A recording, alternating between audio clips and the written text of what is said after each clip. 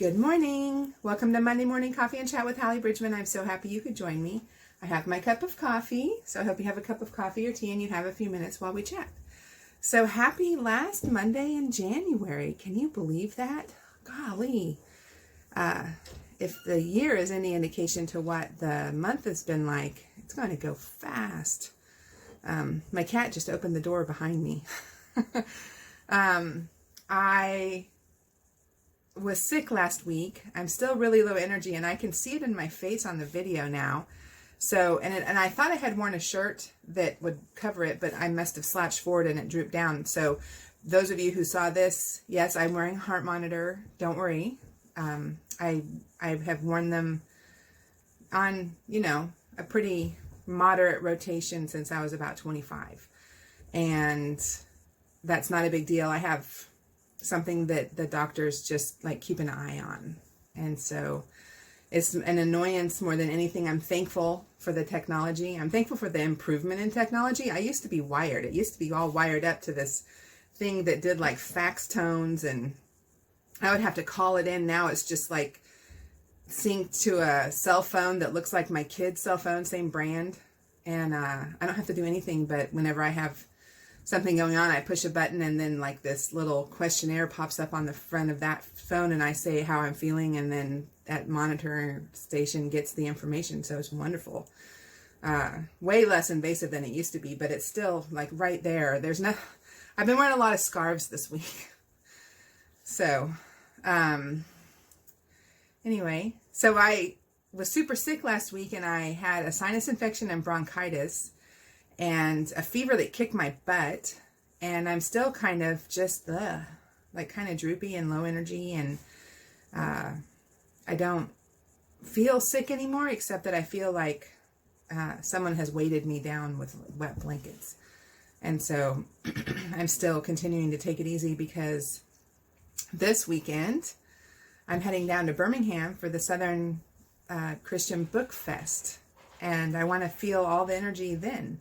I am really looking forward to being there. It's a big reader event. It's not a writer event. And so authors will be there with books and we'll be doing readings out of the books and selling our books. And so if you're anywhere near Birmingham, Alabama, come on Saturday, the Southern Christian Book Fest. I'll try to put the information up on my social media today.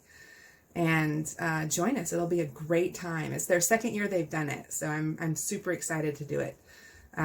It's a part of the Southern Christian Writers Conference. So the people who do that are doing that. So it's going to be fantastic. And I have some friends that write that live in that area. So I'm really thrilled to have an opportunity to see them while I'm there. And I don't really have a question to answer today. I was looking through the questions right before I started the video. And one of the questions says, if you could interview one deceased famous person, who would it be and what would your first question be? All right, so here's that.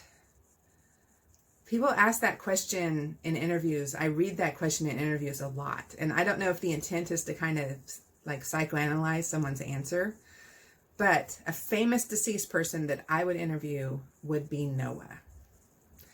And the reason is because I believe that the pre-flood world was technologically advanced, and I would be dying of curiosity to know what the height of technological advancement was the day that the fountains broke free, that have now been buried under, the ocean. So yeah, that would be my question. What do you consider the highest technological advancement of your time is? Just to get an idea of what life looked like in Noah's time. So that's that answer. Here's another thing that's really cool. So coffee chat.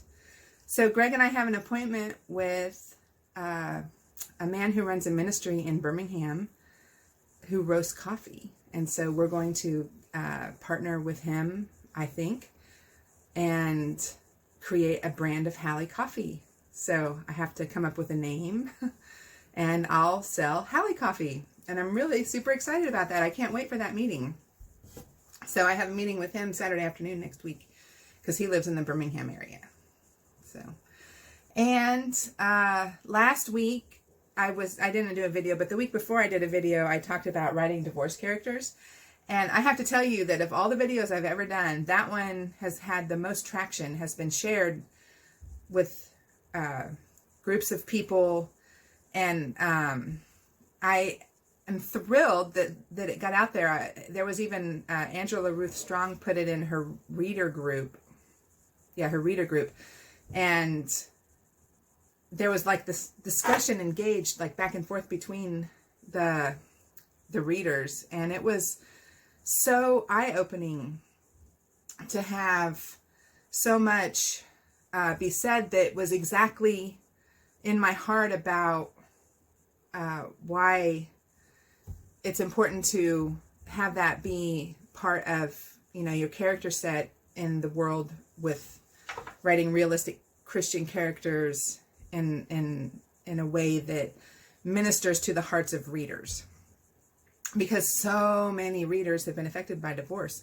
And so if you haven't had a chance to watch last week's, or the last video I did, find it. It's titled Writing Divorce Characters. And I was a little, like, I had to do 2 takes of that one. Like, I recorded it, and my husband watched it with me, and he's like, you need to take a deep breath, pray, and do this again, because you're mad. And I had read a review that sparked me, that kind of tripped my anger, and I had read it like 5 minutes before I started the video. So I'm thankful that he pulled me back from the clutches of anger, and I was able to present what I had to say very clearly and succinctly. So that's all I have for you today. I hope you guys have a great week. And if you're in the Birmingham area, come find me, and I'll sign a book for you. And I will talk to you next week. God bless you.